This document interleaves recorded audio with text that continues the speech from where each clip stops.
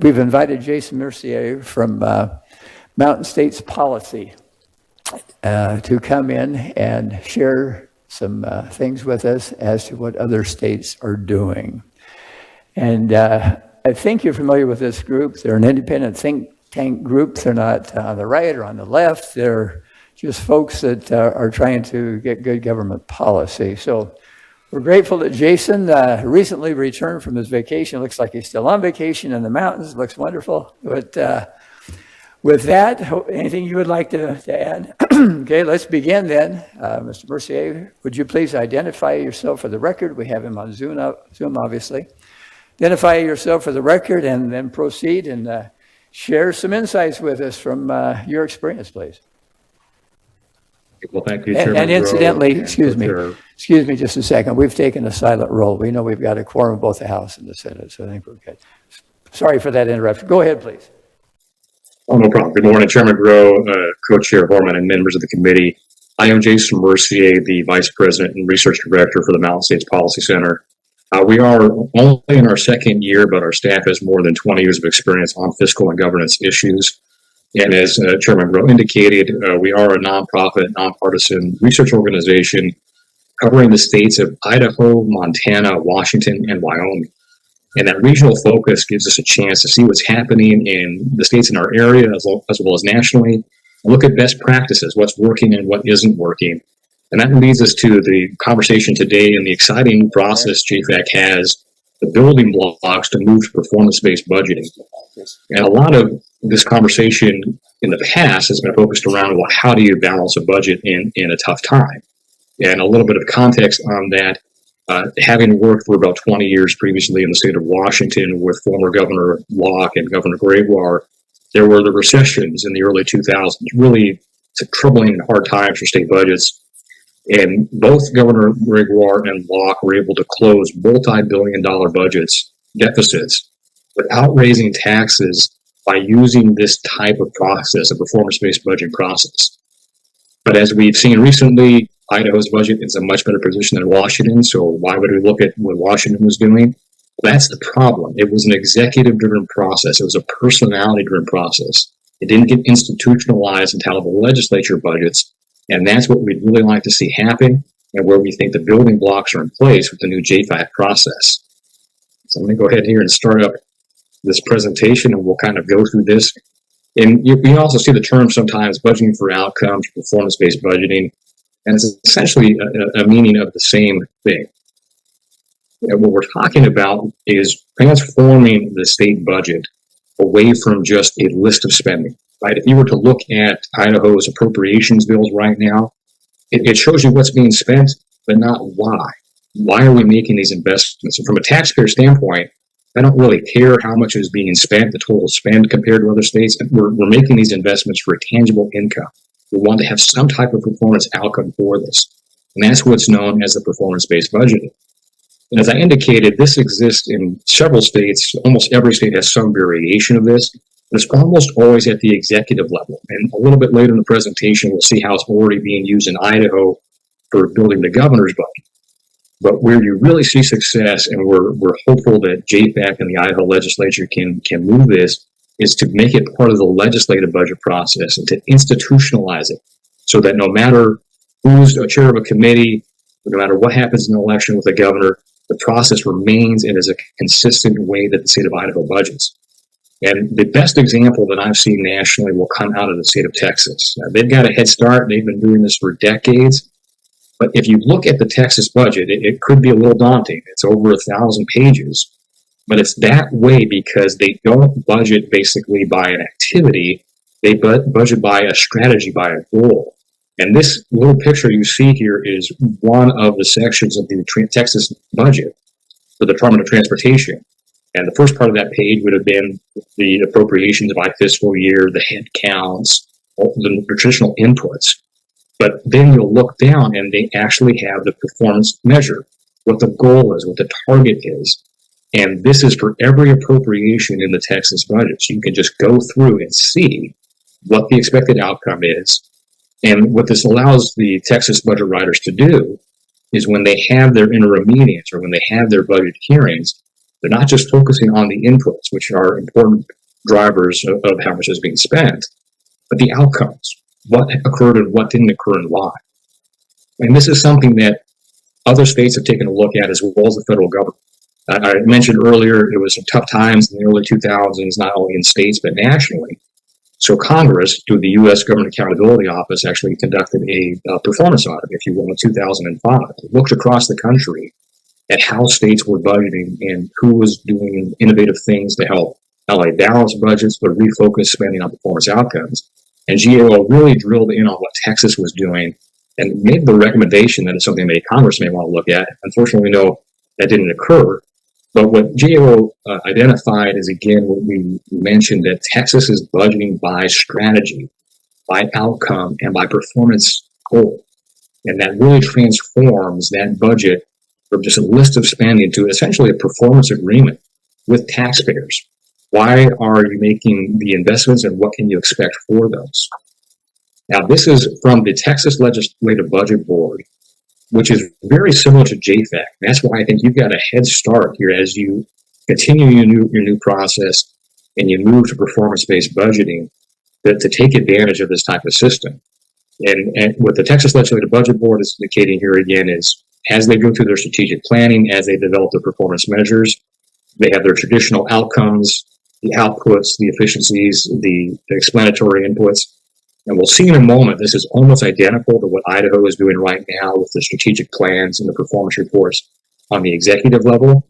But this is a joint effort between the executive and the legislative as the Texas budget is being made.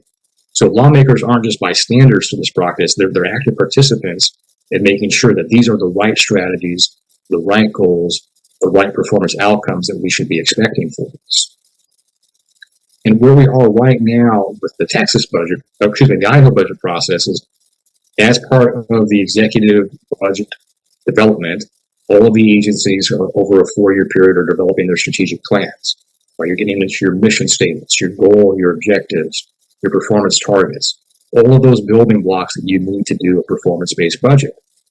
And along with those, you have then, the performance side of it. So if you were to go to the Division of Financial Management's website, you'll see all of the strategic plans, and then you'll see the performance reports, where you're looking at what were the targets, what were the outcomes. Does the agency director attest to the fact that this actually occurred? This is fantastic on the executive side, but now we want to take the next step and move this over to the JFAC process. And here is an example for the Department of Commerce. If you go to Idaho's Department of Commerce's performance report, you'll see one of these outputs and indicators for their strategies on growing businesses. But if I were to go to the Department of Commerce's budget that JFAC has passed, I'm not going to see any of this. It's a separate path I have to go down to get to. And right now on the budget information website, you've got all of the great information as far as the spending, as the revenues. You can get those traditional inputs on the caseloads and the head counts. You can see the revenue fund sources, but it's separated from what the performance expectations are from it. So the ultimate goal as you're developing that budget, kind of using that Texas example, is you're looking at what's being reported to the executive on the strategic plans and the performance reports, and then you're marrying that to your JFAC process. And I'm talking about new steps for you, but I just want to really congratulate where you are right now in your new process. As I indicated, we track multiple states. We look at what's happening nationally. And I can't think of another example where on a day-to-day basis, by attending and watching the JFAC budget hearings, as a citizen, I can have access to all the information that you have as budget writers. That doesn't occur in other states. Usually it's this big mystery where you're waiting and waiting and waiting during a session, and then this omnibus 100-page bill will drop, and you'll see what the spending decisions were made behind closed doors, and then it quickly gets passed to the legislature. There's just not a lot of transparency on what's happening. Well, with JFAC right now, with your current process, where you're doing this publicly in your meetings on a daily basis, that is just fantastic. It's something that we're actually going to be encouraging other states to do. And now we're just looking for taking this to the next step, where rather than those conversations just being on the inputs, they're refocused on those performance outcomes. And one of the tools that that you can use to help this process. And this is something that back in around 2008, Washington State, again, in those recessionary periods, had a huge budget problem. And what former Governor Gregoire did was building on what Governor Locke did. They called it priorities of government. And some called it government management and accountability. But they wanted to break down the silos of state spending, not just looking at it as, well, here's what we do for education, here's what we do for the higher education, here's what we do for natural resources, and look at government as a single state enterprise. Because generally as a taxpayer, whether through my income tax or my sales tax is going into the general fund, it's not being directed to specific things, but you're having to make priorities. And as you know, as budget writers, when you hear from stakeholders or from agency directors, everything's a priority. But whether you're in a good time or a bad time, you have to make the decisions about, well, what has the highest outcome for that investment? What are the strategies that are critical to our success as a state? And that's where these next couple of slides are coming, some of the questions that you can kind of use as you're developing your budget to answer those. Like, what really is expected from our citizens for these investments? And there are various strategies. When you think about a workforce training, and strategy A may not have the same outcome that strategy B has. So even though in the past you have funded strategy A, you may want to reevaluate that based on the performance outcome and put more resources to the strategy that's showing the actual better output. And just because something has always been spent doesn't necessarily mean it's actually what we would call a core function of government. So you can look at some of the enterprise activities, the commercial activities. If there's something that is being developed in the private sector, do you as a state need to provide it? A famous example of this came out of Indianapolis, again in the early 1990s. It was called the Yellow Pages test. And the mayor of Indianapolis at the time said, if I can find a service in the Yellow Pages, I probably as a city don't need to be providing that. And that's kind of that checklist of, is it a core function or is it commercial in nature? And even if you do make the determination that it is a core function, government doesn't necessarily have to be an employer. You're providing these tax dollars to facilitate a service delivery. So you can be looking at, even though this is something we determine as a core function of government, is it more efficiently and effectively delivered through a competitive contracting with a private provider? And as you're further going down that checklist, is there a broad public benefit being provided, or is it only for a select individual group? And if that's the case, is that something that may be better suited for user fees versus general fund services? And going back to that concept of looking at state government as an enterprise versus those silos, sometimes you will notice as you're going through your budget development, similar programs across multiple agencies or even within an agency, some duplication or duplicating activities available with the private sector. So just really going through that checklist, saying, are we duplicating? Is it a core function of government? Can it be better provided through competitive contracting? And then after you've answered all those questions, is there an actual quantifiable performance outcome? Because our benchmark of success is not that we spent X last year and now we're going to spend this amount, and that's an accomplishment. Has performance actually improved? So this will take us back now to what we're really hoping to see the next steps for the JFAC process. All the building blocks are there. You've got the public process to where the citizens can see what's going on. You're doing your budget in doing those public hearings where you're bringing in the agency directors. But where we're wanting to see and hoping that you can move the conversation forward is refocusing those on what are those performance outcome expectations for these investments, so that your hearings are basically a contract with the citizens that when we make this investment in this agency activity, this is going to be the performance outcome you're going to see. And if it doesn't, that then allows you in your budget hearings to ask the directors of the agencies, you told us this is what we were going to accomplish, this is what we expected to be accomplished. And if it didn't happen, why? Was it a matter of we didn't provide enough resources? Was it a matter of it was not the right strategy? Are there other external factors? This is not to say that an agency has done anything wrong and that you're raking a director over the coals. You're just really drilling down to the real reason these tax dollars are being invested, that the performance outcome, and do we need to pursue other strategies? So for JFAC going forward, as you transition to this, we think, again, you are really primed to duplicate and take to the next level what Texas is already doing with their legislative budget board, and being able to take a more active role as lawmakers in the accountability for state spending. And when you think about it, it's great if the governor and the executive branch is using performance management and strategic planning and using it to develop their budget. The legislature are the appropriators. You're the ones that are accountable back to the citizens for the state spending, for the state tax dollars. And that's why we think you should have an active role in this and it be institutionalized in your process. And going back to that Texas example, it's not just the governor and their budget office doing this. The legislative budget writers are involved as well in making sure that those are the appropriate strategic plans, the appropriate goals and performance measures, and then using those actually in the appropriation bill, like Texas, so that as a citizen, I can not have to click through multiple sites or try to figure out where these reports are, but you can actually look directly at the appropriation bill for agencies and see what the performance expectation is. And once you move forward with this, I think JFAC is already in a prime position to then start tracking that performance data and being able to add it to your dashboard and make it publicly available so that, again, citizens can quickly see what are the outcomes, what are the expectations, and how do we know if we have made success as a state for the investments that we're making. And I think that to wrap up why we're even having this conversation, the inputs, the caseloads, the head counts, the inflations, these are always going to be the inputs that are driving the math on the spend. But they shouldn't be the focus. The focus, again, should be why are we doing this and what are the expectations?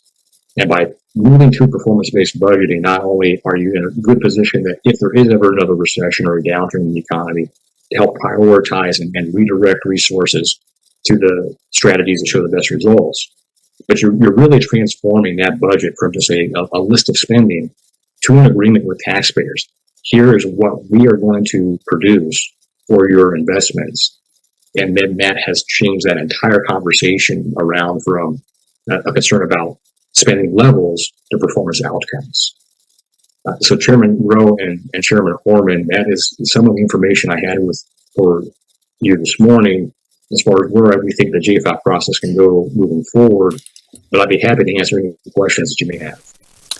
Thank you, Mr. Mercier. We appreciate the presentation. That was a quick run through. We have an hour scheduled for this, and so we're going to spend a lot of time going through it. And I'm going to take us back slide by slide and give people a chance to ask questions on particular slides, because I had several questions on slides as you went through there.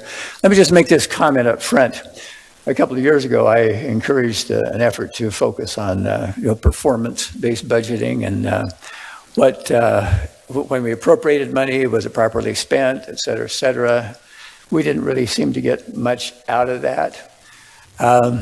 Just a broad overview, I don't think any of us here are professional budget folks. Maybe some of us have been in our businesses, et cetera. But just because the process here in Idaho has been going on in a certain way for a number of years doesn't mean that it cannot be improved. So our effort was to look at this think tank that is independent. They're not trying to push one thing or another. They're just trying to give us ideas on other states that seem to be more effective in performance budgeting. So I'm going to walk us back through slide by slide, and I'd like each of you to raise any questions that you have, because I know I had a ton of questions going through there. Mr. Chairman? Yeah, go ahead. If I could make just a little comment and ask a question before Sure. we start that Go ahead. process, I'd appreciate it. Thank you, Director Mercier. Is that correct? Did I say that correct? Did I get the name right? Director Mercier, is that correct? Yes, I'm sorry, I'm having a hard time hearing you. Okay, I'll speak a little louder. That's Thank better. you for being here, and I appreciate your comments. Idaho came out of the recession very quickly. We've always had a balanced budget, and we have done a really good job of putting a lot of money into our rainy day funds. And to be fair, everything I've ever read about the Mountain States Policy Center has been very partisan. So I'm wondering if you could share with us an example that might be maybe a Democratic-controlled state that's using this process, because I'm a little concerned that we're using Texas as the role model here.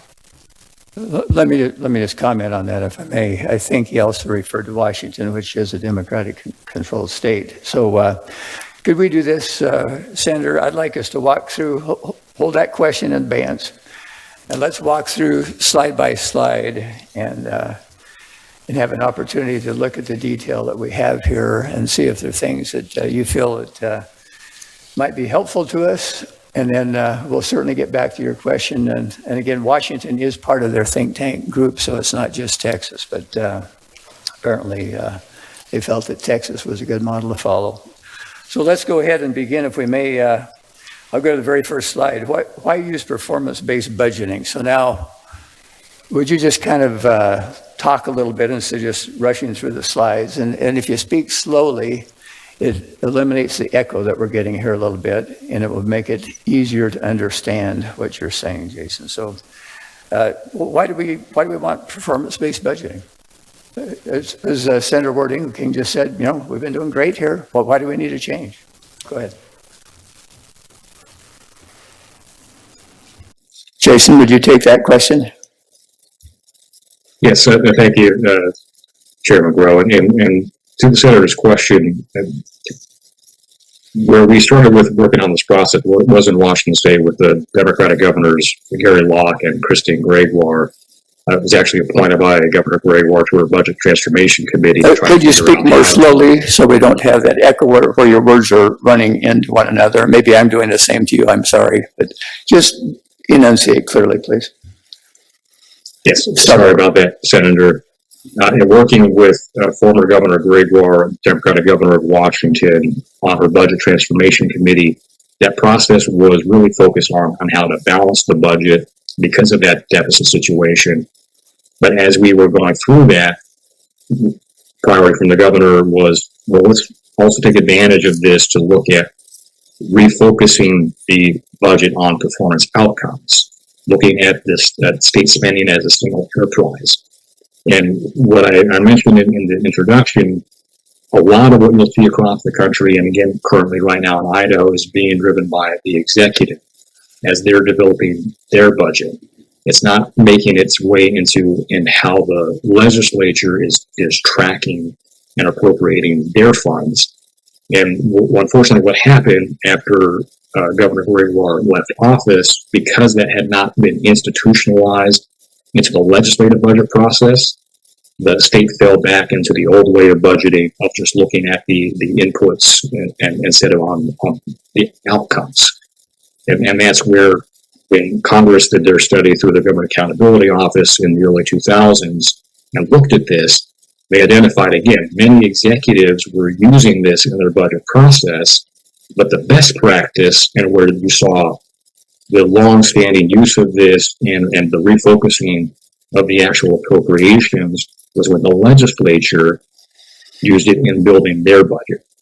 And Texas, because they have been doing this for almost 30 years in some variation, was the one that was identified as actually appropriating by performance outcome. And that's where you'll see that slide in that example, that when you open up the Texas budget, it's not just a list of appropriations. It's appropriations tied to performance goals, performance outcomes, and expectations. Thank you. Let me add a comment to that.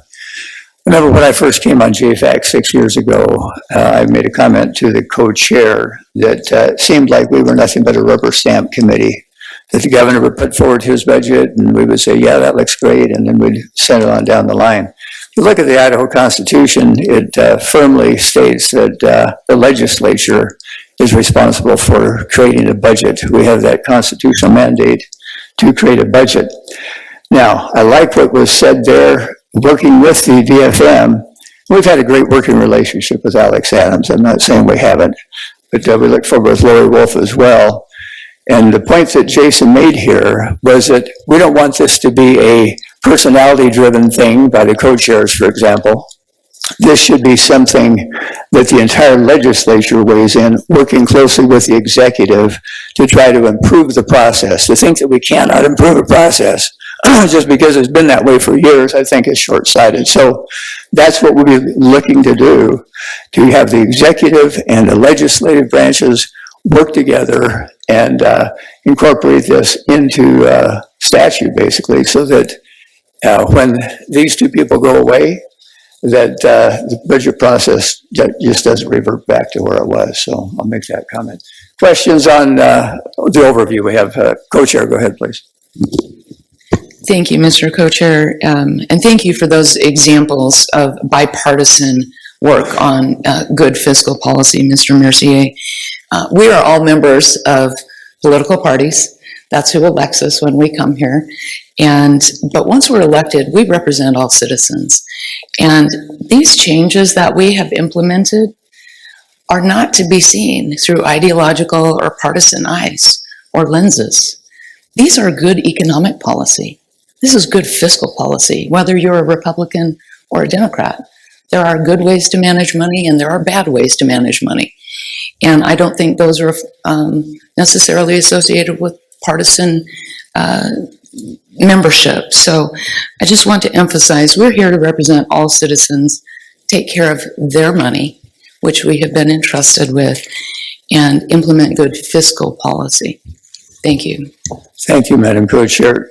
Jason, could you take us to slide number, I guess it's number 3, it looks like. Mr. Chairman, Oh, just had a question. Go ahead. just a comment. Go ahead. As an old broadcast guy, I think the reason we're getting the echo is that these monitors are on.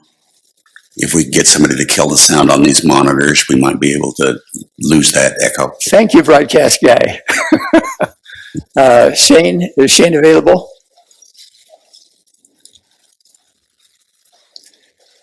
Yeah, because with that echo, it makes it tough to hear, doesn't it? And so I hate to have it just a mumble. Let's go to thank you, Rick. Let's go to the next slide. We went through that quickly. It's very small, and even on the screen it's small. Could you bring that up, number 3, Jason?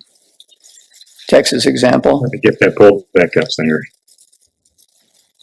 I'm sorry? I'll pull that back up for you here. Thank you.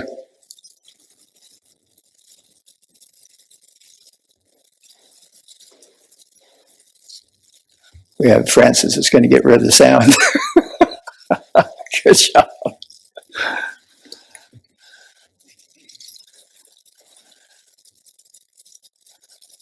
Okay. Is that the one you were looking for, Senator? Yes, please. Walk us through that a little more slowly so we can try to see the numbers and understand what is that doing for us, please?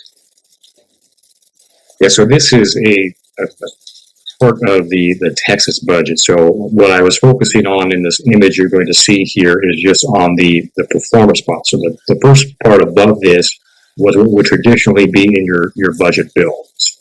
The appropriation amount by fiscal year, it showed the head counts, the traditional inputs used to build the budget.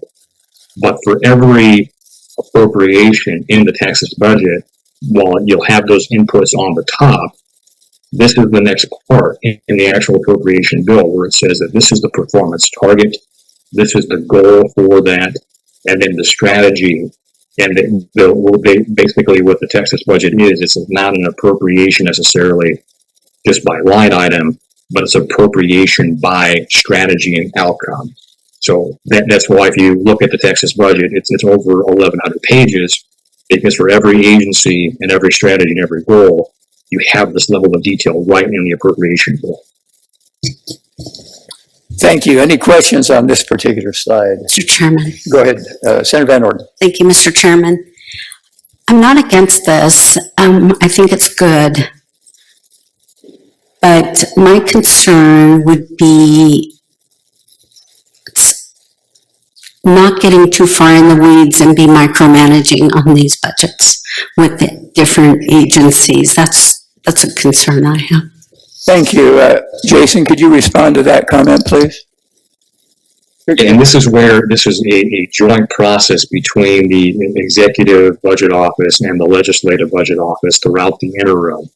So right now with the Division of Financial Management, they're going through this exercise in building the governor's budget, where they have the agency strategic plans, they have the agency performance reports, and then they'll use that for their budget process, and it will be reported to you, but you didn't have an input in that. What's happening in the Texas process with the Executive Budget Office and the Texas Legislative Budget Board, they're going through this exercise together, where they're agreeing in the interim before you come into session what the goals are going to be, what's going to be reported in the appropriation document when the budget's adopted.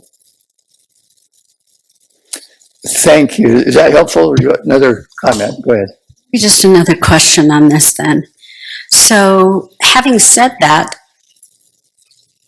whoever is possibly going to be working on these budgets needs to be working on them in the interim. Is that correct? So I'm just seeing a lot of, we go through an election every 2 years. Is somebody else coming on?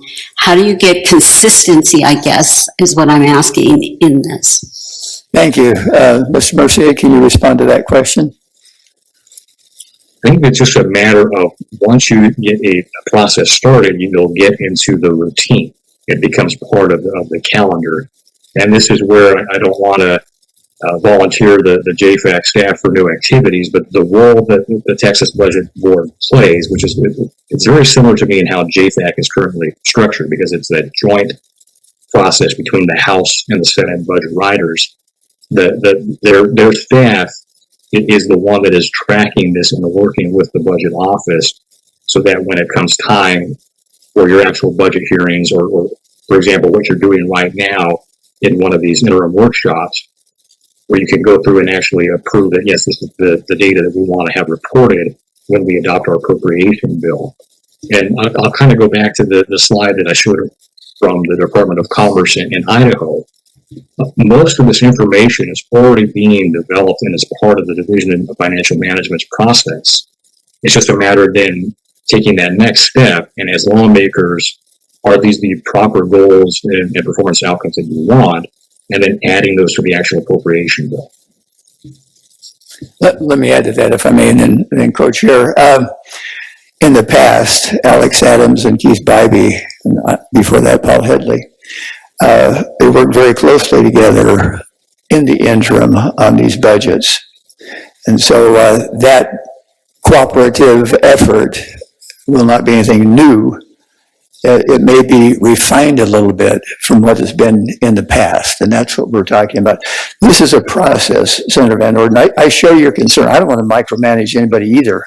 You know, we're part-time. We're just here during 3 months and we're gone. But at the same time, we have a responsibility not only to appropriate the funds, but to see that those funds are used in a way that really does accomplish what the citizens, the taxpayers, and all of us would hope would be accomplished. And not just some routine of give the money to an agency and just let them go for whatever they want to do. So there's a fine balance that we'll have to work on. I don't know what's wrong with yours. It always does that. Representative Handy, go ahead, please. So I've been involved with budgets that are kind of this way a little bit. I think the first thing you have to do is establish the parameters you want to measure, and hopefully get enough history so that you have a performance comparison, current to past. And then the second thing you have to be careful of is if it gets entirely based on this performance, then you have to start putting together some parameters on quality of performance instead of quantity. And then you end up with a situation where you have to audit things to see if either the numbers are correct or the quality is in place. So I can see there's some of our budgets are very quantifiable, and it would be a really great way to do business. Some of them are less quantifiable that might just, maybe we might not want to treat every budget the same. Great comment. Thank you for that comment.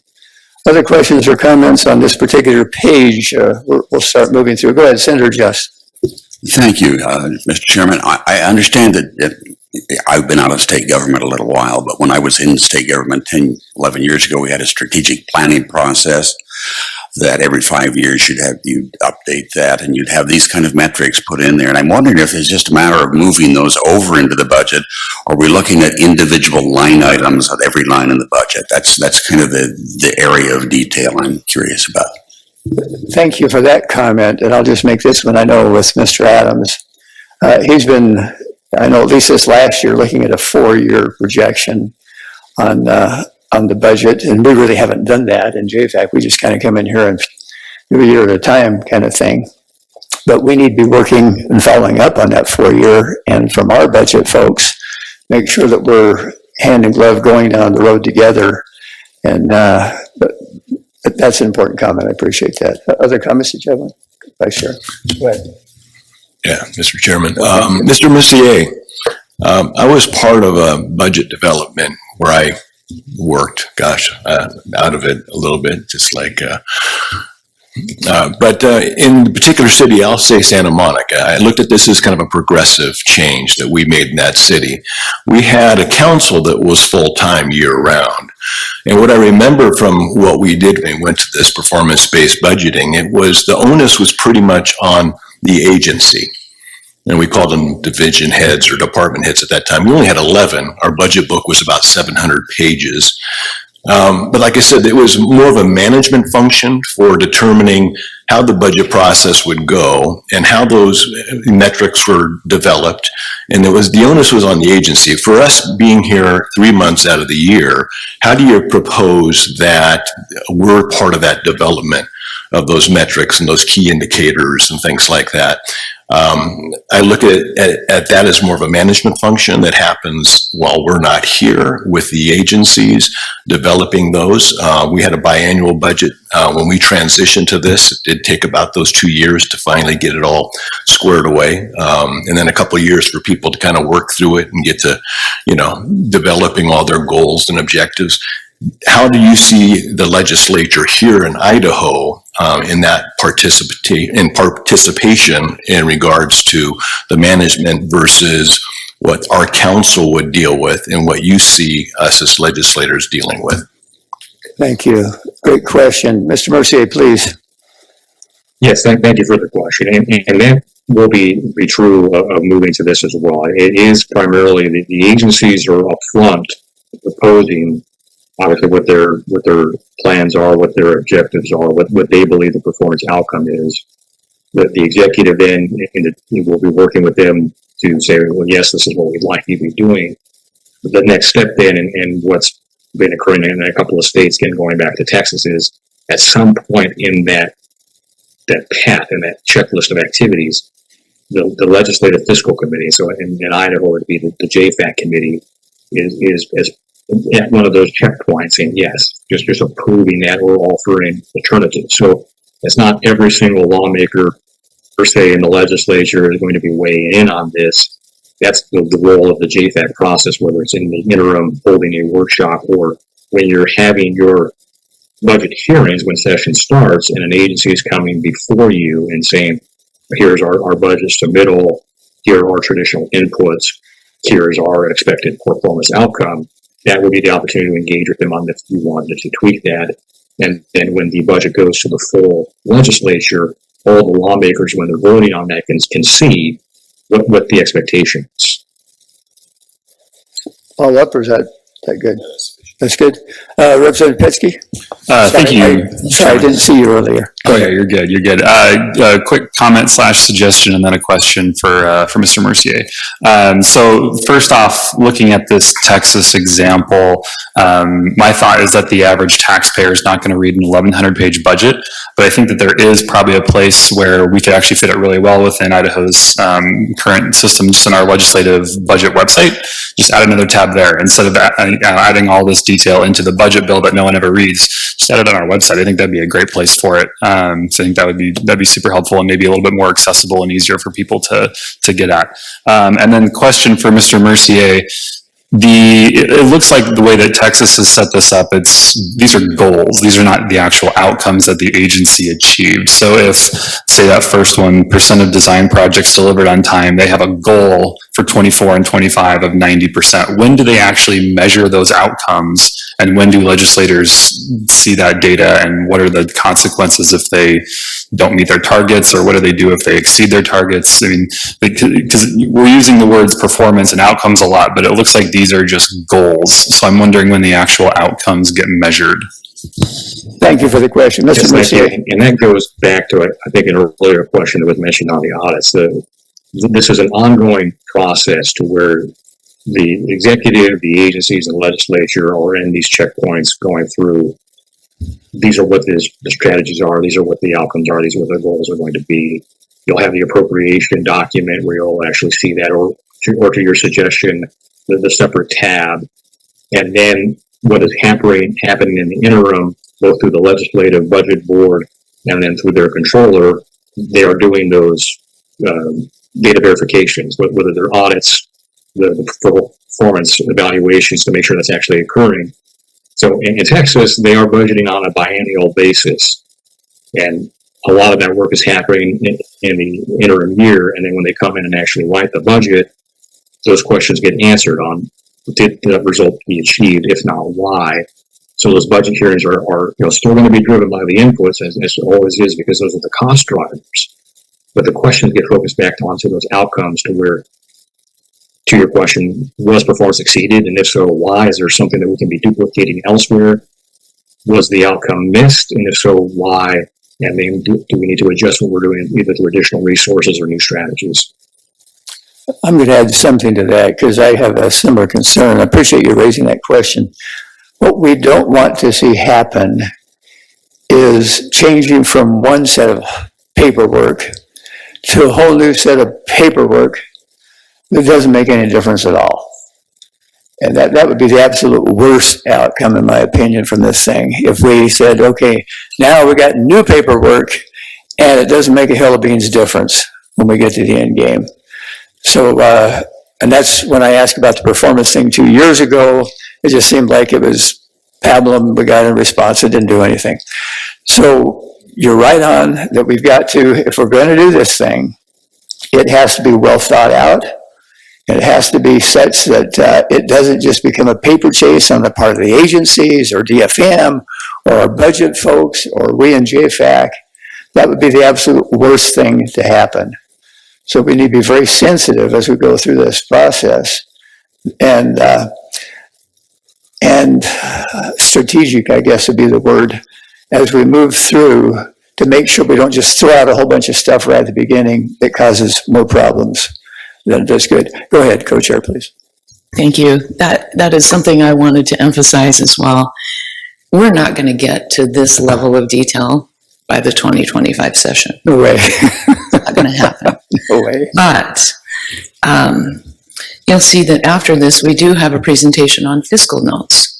That might be a way to lean in to beginning to identify and share this, these goals with our colleagues who aren't on this committee.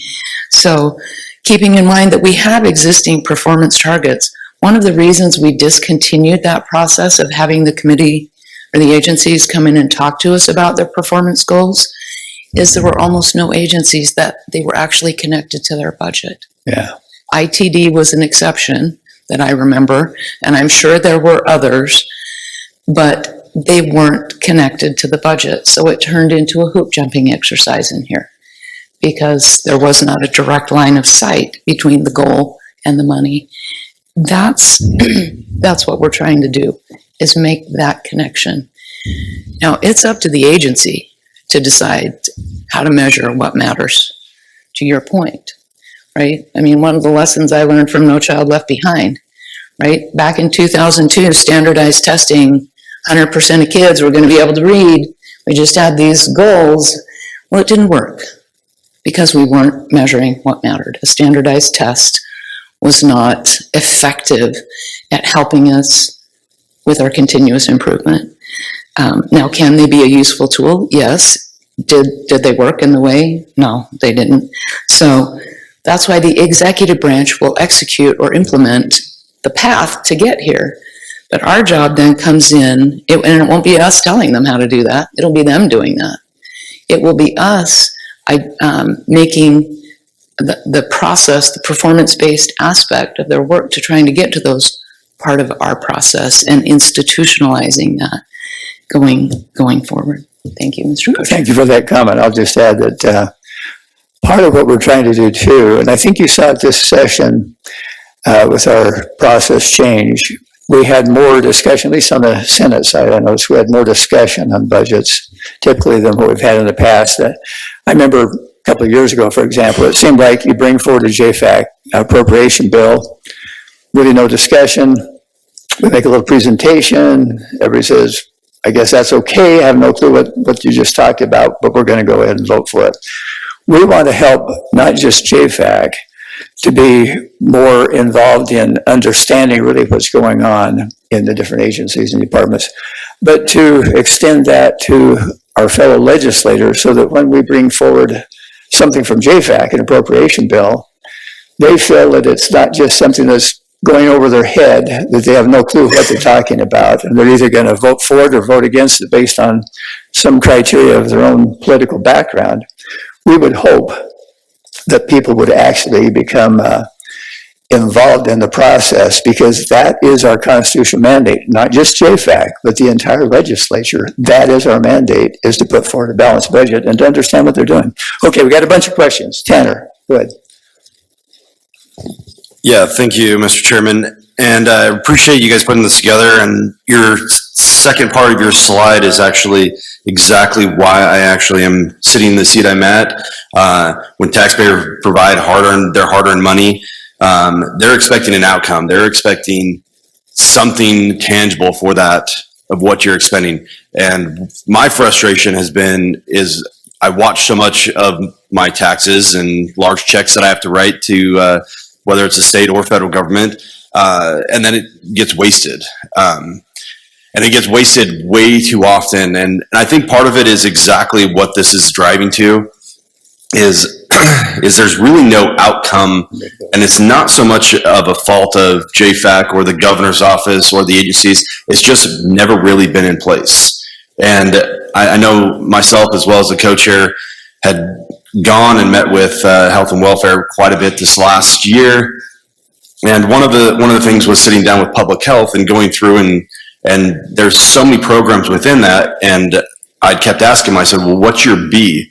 I mean, A is what they're wanting to accomplish. B is their control, their ability to look at, are they being effective or not? How are they measuring something to see what is the outcome? Are we making a difference? Are we actually improving it?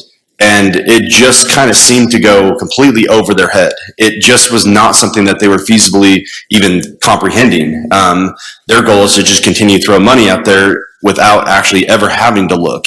So I think it is critical for the taxpayers, for the people that elect us, for the people we represent, to actually go out and make sure that what we're actually spending our money on is actually being effective.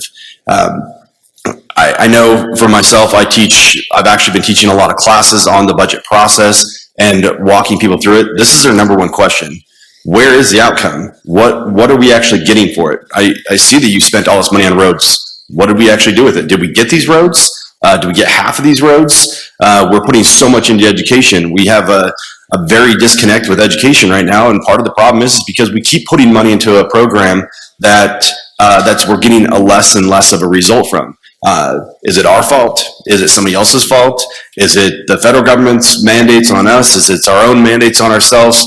Is it COVID? I mean, there's so many things that you can kind of point to, but in the end, at some point in time, we have to, as a state, for the due diligence of our citizens, make sure that we're actually showing what that progress and what we're actually going for, and then making sure that we're holding them accountable, whether it is the department heads, whether it is the people underneath them. At some point in time, that is, in my opinion, that is my main job here, is to make sure that happens. So thank you. Thank you for that. Senator Matt, we haven't heard from you yet. Go ahead, please. Thank you, Mr. Co-Chair.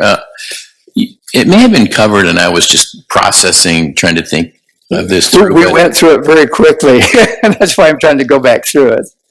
Coming from the corporate world, I'm interested in the incentive part of this. We talk about performance. Typically in performance, there's some kind of reward.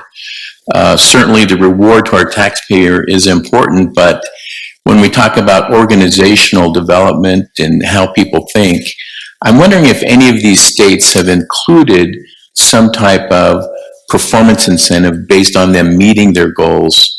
I guess that's my question. Mr. Mercier, could you please respond to that? Great question. Yeah, that is a fantastic question. I cannot say for certain what Texas has done, but again, looking nationally, we have seen in part of the compensation packages, some of those structured along with whatever their traditional COLA is, performance-based pay. Now, that's always subjective, performance based on what, but if you're moving down this road, then that could be part of that compensation discussion. Follow up or? Go ahead. Thank you, Mr. Co-Chair. And just to follow up, just a statement there is that, if we're talking about changing the paradigm about how we run our state budgets, maybe that's something for us to consider, is not being so locked into, here's the money, we hear this referred to often, here's the money, spend it or lose it. Next year, here's the money, spend it or lose it. I think we should consider being open-minded and saying, from a evolution of budgeting process in governance, maybe there is a space there for a performance incentive that perhaps allows that organization money to reinvest at their own discretion, money that they save in their budget in some way. So treat it a little more like the public sector and the commercial world, where it is profit-based and incentive-based. That's kind of what you're saying. Thank you. Great comment. Let's see, Senator Van Orden, I think we had you again. Go ahead, please. Thank you. Just maybe to Mr. Mercier, you've shown us an example, and this is kind of piggybacking on what Representative Handy had said about being able to measure one versus the measurement on another. So Department of Transportation is pretty easy to see and measure, but when you get into health and welfare, there are pieces in there that I don't even know how you would measure some of them. So if we could get an example of what Texas does with theirs, I would love to see something like that. Thank you for that. And that's one reason I work on the health and welfare budget, because it is huge and so many mandates from the federal government, et cetera. So I understand exactly what you're saying, that that one, we're going to have to look at each agency, and that's the role of our new DFM director, to look at where, that I would recommend starting with the ones that are easier to measure, because we can't just assume everybody in this whole 13,000 employees are all of a sudden going to change. I think we need to be very, very tactical right now as we say, okay, what would be the next step? And I'm not sure health and welfare is the easiest one to get into. Go ahead. Thank you. I don't think I think there's a lot in there. There is quantifiable, measurable pieces, but when you get into the mental health actually area, I think that's where it's going to be kind of difficult to make some measurement in that area. It's not impossible. Yeah. But like I said, I would like to see what Texas does and what theirs. I would too. So, Mr. Mercier, if you have something from Texas, in fact, I'll tell you, I was in a national budget meeting in San Diego a year or so ago, and we had all of the comparable folks, the JFAC chairs that were there, including Virgin Islands, everywhere else, all the states. And I asked the very question, what have you done to make health and welfare more effective and efficient? And nobody had an answer. It is a tough one. Go ahead, you had a comment, Co-Chair. Yeah, we can also ask our staff to help find examples. They can work with Ms. Mercier and others and do that for us. Thank you for that comment. Other, Representative Ribbold, I think that's you. Or is that Brooke? It's you. Okay, go ahead. Thank you, Mr. Chairman. My question is a little bit more about process. So we know that as far as the state goes when it comes to procurement, there's very specific rules and timelines and things that agencies are required to follow as a part of pursuing these projects.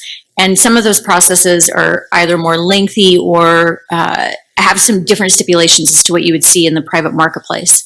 So I'm curious if there's any insight or information that could help us understand how these factors are taken into account as part of some of these performance metrics. For instance, if the state of Idaho is required to go with the lowest cost vendor because that's what state law requires, yet we get into the project and the vendor either takes longer or they misestimated or there's some other issue.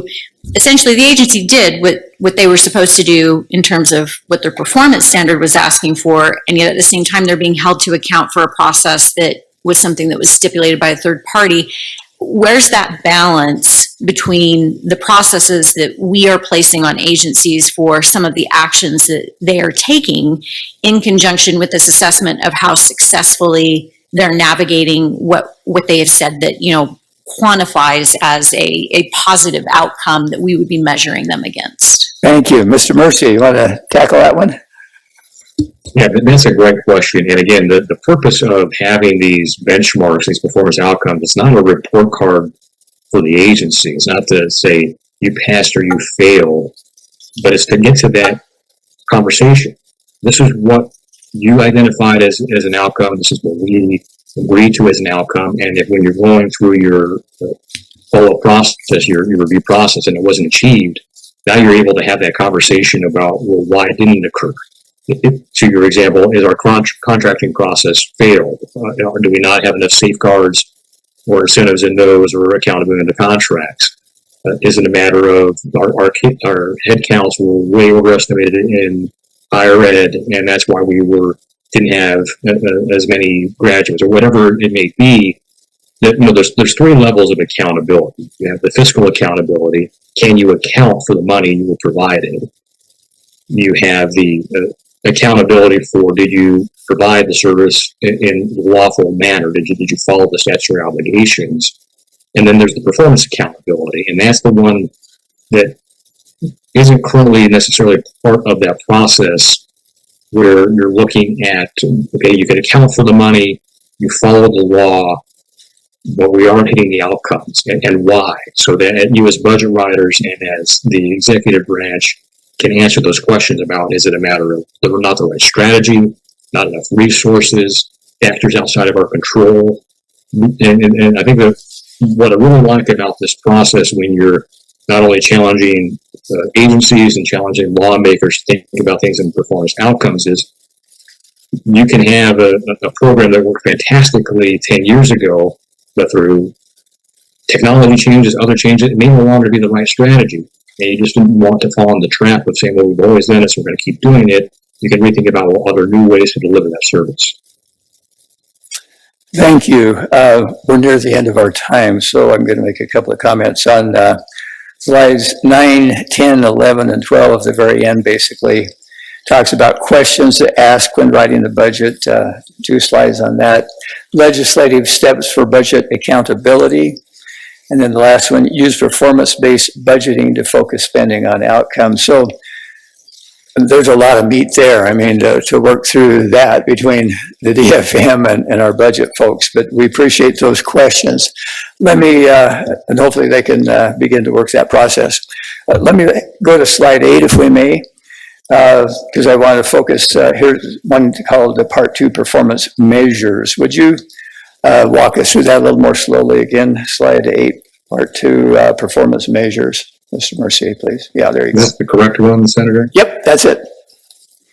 Yeah, so this is what's currently being reported in the Idaho Department of Commerce's performance report back to the Division of Financial Management.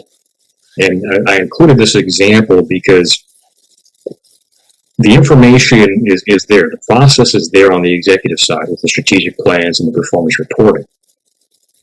But it's not necessarily tied to what you're doing after you get the governor's budget and you're going through your process. So this example was, as Commerce is working with the Division of Financial Management and the governor, and they've identified this, whether it's through your JFAC interim, through your workshops, or through your actual session budget processes, you would look at these and say, yes, that's what we're expecting for this appropriation of tax dollars we're providing you, and then either adding this to Commerce's section in the appropriation bill, or the previous comment that was made about a new tab on your budget information website to where you can actually see the expected performance outcome tied to the appropriation.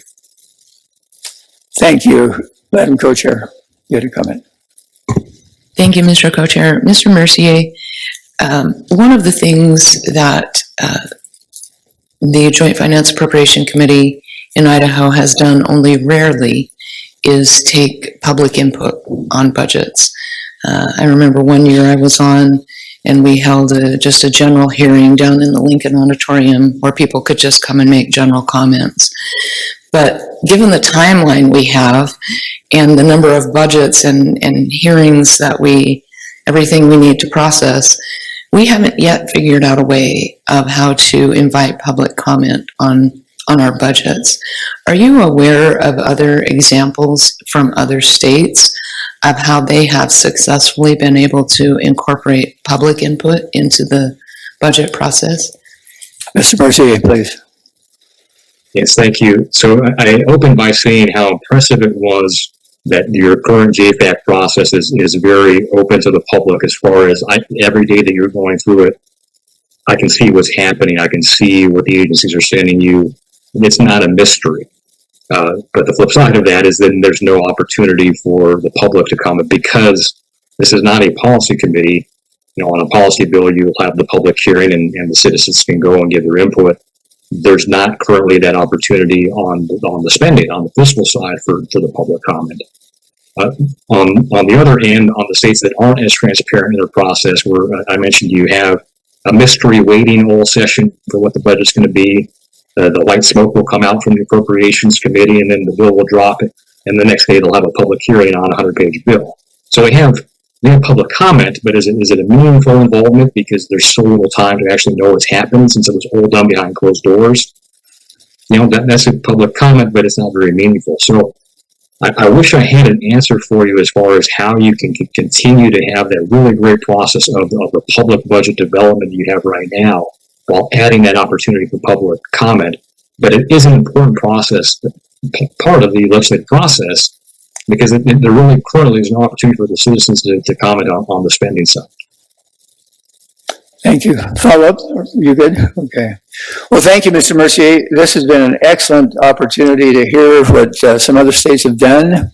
And we appreciate all the questions, comments that came from the committee. Great questions. This isn't baked. This isn't a cake that's baked. This is a process that all of us are involved in.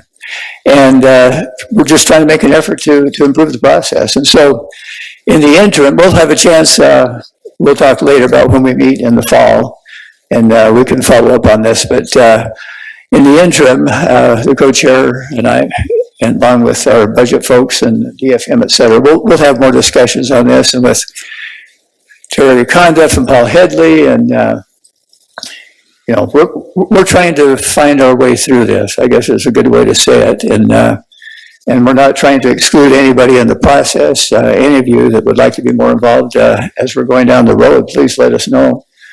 And we'll see how we might be able to do more. But we'll definitely be more involvement in our next meeting. Go ahead. Senator Board King. Thank you, Mr. Chairman. And I guess I would just request that we, as a JFAC committee, could be more involved in that process. I'd like to be able to weigh the pros and the cons, and that's hard to do when we get it given to us as a done deal. Yeah. Thank you for that comment. Again, it is not a done deal. These are some ideas that we would hope we could all be involved in. So maybe we'll have to have our next meeting sooner than later. Thank you for that comment. Any other comments before we wrap it up here? Thank you, Mr. Mercier. We appreciate your time and effort coming back immediately from vacation and jumping into this thing. And we'll be back in touch, and we'll look for opportunities to involve JFAC as we try to improve the process together. So thank you so much. Thank you for the opportunity.